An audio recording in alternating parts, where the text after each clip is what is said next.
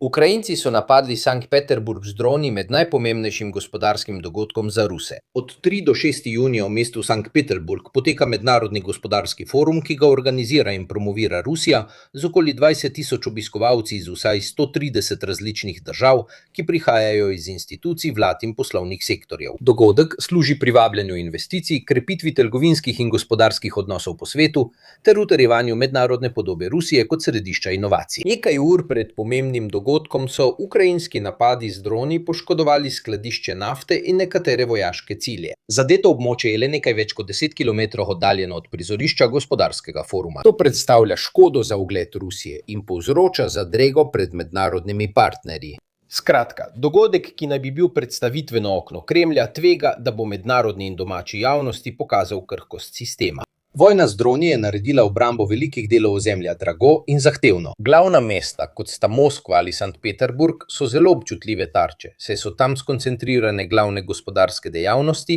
in tam živi najpremožnejši sloj Rusov, ki ne pričakuje, da bo vpleten v vojno. Do zdaj je bil konflikt bolj vpleten podeželski del Rusije, veliko manj pa meščanski sloj v velikih mestih. Težava torej ni le v odnosu do mednarodnih partnerjev, ampak tudi do domače javnosti. Že smo videli, kako je ukrajinski napad na Moskvo maja povzročil ogorčenje pri določenih notranjih skupinah. Na primer, svet ruskih vojaških blogerjev je zahteval večjo odzivnost ruskih institucij. Dogodki, kot so ti, predstavljajo zato hud udarec za Kremelj, ne toliko z materialnega vidika, ampak z vidika ugleda in verodostojnosti na mednarodni in notranji ravni. Kaj pa vi menite o tem? Kot običajno najdete več informacij v komentarjih ali v opisu. Hvala.